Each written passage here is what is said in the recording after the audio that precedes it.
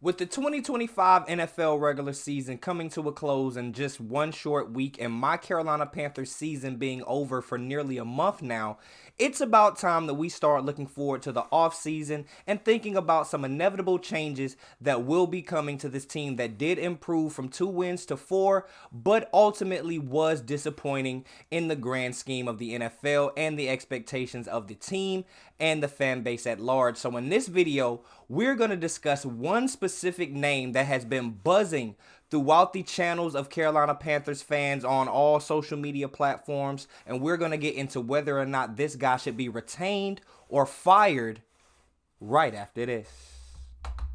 I'm from the foe, you dig? Welcome to The Way I See It with Jamario Rashad. This is a Carolina Panthers fan channel. Please do me a favor by hitting the like button, and please make sure you subscribe as I am on my road to 3K.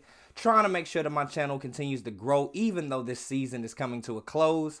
Now that that's out of the way, let's go ahead and get to the video. So if you do not already know who I'm talking about, we are here to discuss current defensive coordinator Ejiro Evero. Now, Evero has held down the defensive coordinator position or spot for this team for the better part of 2 years now, just one game away from completing his full second season here with the Carolina Panthers. Now, there has been a lot of conversation happening, whether it be on Twitter or Reddit or wherever you consume your Carolina Panthers banter, I guess I'll have to categorize it as. Wherever you consume that at, there's been a lot of talk of whether or not the Carolina Panthers should be willing to bring back thought to be superstar before he got here, but things happen, defensive coordinator Ejiro Evero. So in this video, I'm going to give you a few reasons why some people would argue yes, and I'm also going to argue the other reason and tell you why some people would argue no. And then I'm going to ultimately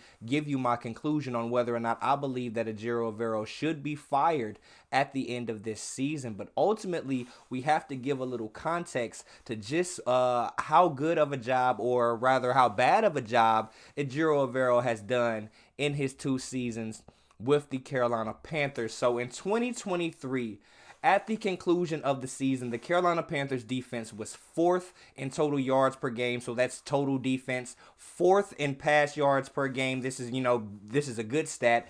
23rd in rush yards. They allowed 49 touchdowns, which was 3rd worst in the entire NFL. They were 27th in red zone and 15th on 3rd down. Now, that was the first year that Ejiro Evero was here, the first year that we had the 3-4 system implemented into this Carolina Panthers defense. And of course, there were going to be some growing pains, but at times it did seem like when we did have the right guys in position to make plays, this system did cater to the guys that we had somewhat.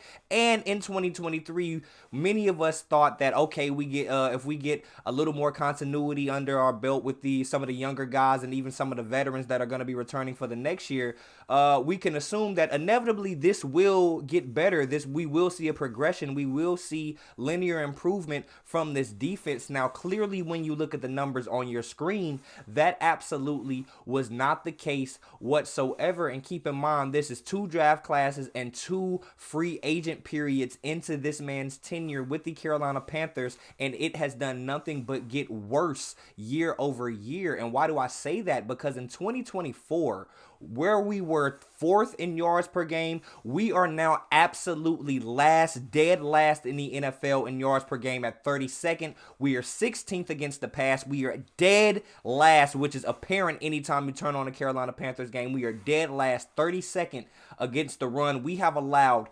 56 touchdowns this season. That is 7 more than all of last season, and we still have 1 game left in the final week of the season to determine just how bad these numbers are going to be. But right now, we can see that we've completely outperformed in terms of negatively. We've outperformed these stats by a wide margin. And getting back to the stats, we went from 27th to 26th in the red zone, so that's pretty much a wash, no improvement there. And we are now 32nd, very last in the NFL on third down, again with one game to go. We've been absolutely horrible in every aspect of the defense. A lot of people like to point to the offense and like to point to our quarterback Bryce Young as being the catalyst to the negative play or the negative perception of this Carolina Panthers team. But I say to you, and I say this to you with full confidence, that is very low hanging fruit. And if that is your opinion, you clearly are not watching these games, because this defense has been terrible, way more terrible than Bryce Young even before the benching. All of that, this defense has been the weakest point of this team for the entirety of this season, man. So now that you all understand how just how good or how bad of a job Ejiro Evero has done up until this point in 2023 and 2024, one game away from 2 full seasons here, we are now going to get into some of the reasons why I believe he should stay, and I guess some of the reasons why I believe he should also go. But I'm gonna start with the positives, because of course I don't want to make this sound like I'm completely piling on him, because of course if you're thinking objectively, you have to, there are points to be made as to why he should remain, and I have just a few key points here that I want to go over. The first being that our 2 cornerstone defensive players on the team as it stands right now had their best and breakout seasons under the stewardship of Ejiro Evero at defensive coordinator. That being in 2023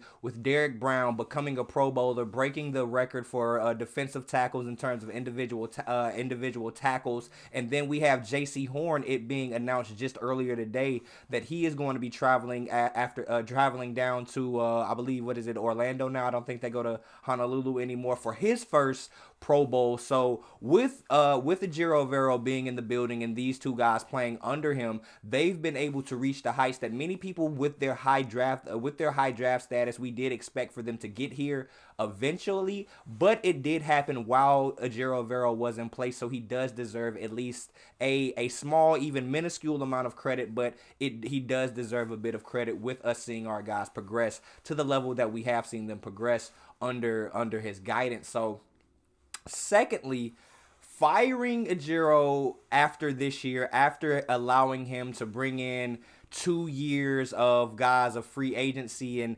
allowing him to have input on the guys that we brought in on the defensive side of the ball in 2 consecutive drafts, I believe a complete overhaul could cause a bit of turmoil in terms of the progression that we would like to see out of our young first and second year players, because instability and them being forced to learn a completely new scheme does not mean that doesn't allow them to continue to get better at what they know, so they can come back the next season and be more effective at it. If they have to spend the offseason learning a completely new system, then how do they get better at what they want to do? I know that may not be apples to apples, but in my eyes, that would have a very negative impact, especially on these young players that we are hoping are going to be the if not cornerstones, just strong pieces of our team in the near future. We don't need for them to have any regression whatsoever caused by a turnover in the system.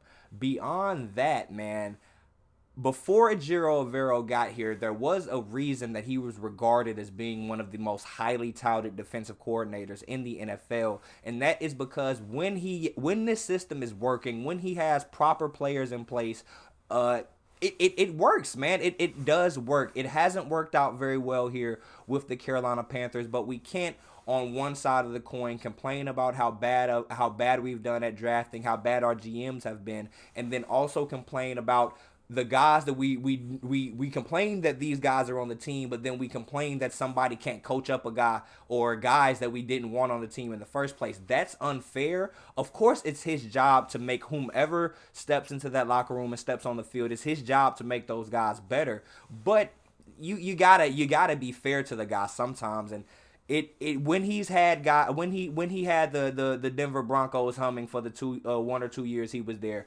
everybody thought he was a star. When last year, when we had one of the worst seasons in franchise history, with Frank Reich firing him midway through. Everybody that I can remember was saying, okay, even if we do fire, and when we did fire head coach Frank Reich at the time, we must retain Ejiro Evero. And there was a lot of people that were also saying, why not give him the opportunity to be the head coach at that current time? So we can't be revisionist about how we felt in the job that he's done because of the recent output, even though that's that's most recently in mind.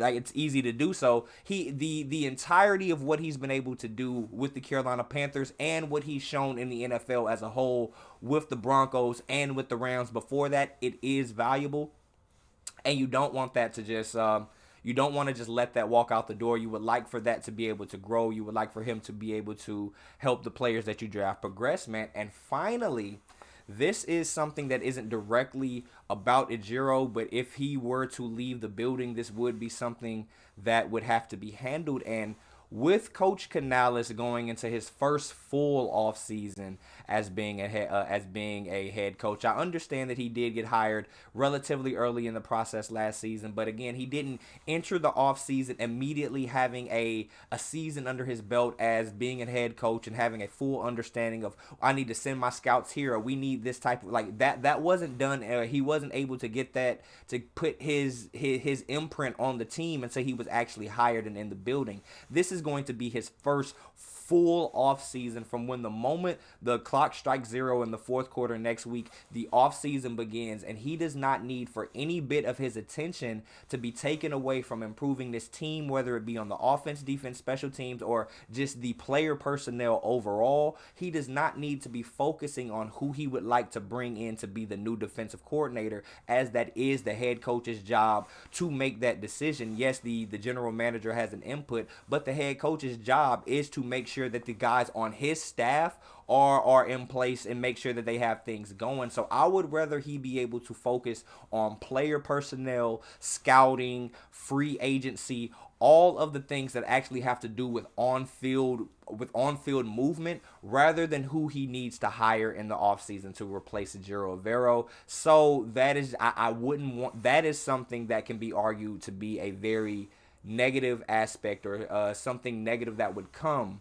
if we did elect to not retain Ejiro Evero moving forward after this season, man. But those are just a few positives, or a few yeses, in terms of an argument for why Ejiro Evero would or could or should be retained here as the Carolina Panthers defensive coordinator and not fired at the end of the season. So now that we've gotten for the pros, let's talk about the cons, the no's, the negatives, however we want to talk about it, because those do come up as well. And if we are just being honest, objectively speaking, as much as I want to give him credit for the little things, the nuances, the on-field, this shows up, the things that don't pop on, to the naked eye, just watching a game play to play just from the couch, this defense has not gotten better since he's arrived. It, like, before we implemented the 3-4, even back when we had a Phil Snow defense, it was able to stop the run so much more effectively than what the Carolina Panthers have been able to do in both 2023 and in 2024, which was his second season, when we brought in so many players that are supposed to be Ejiro Evero guys, which is going to be part of my next point. But overall, there has been no improvement. There has been no progress. There is no evidence to look back and say, if you are allotted more time, then what you have done will continue to grow, especially if what you had is decaying and getting worse. What expectation or what reason should we have to expect that it's going to be able to get better when you've already had time?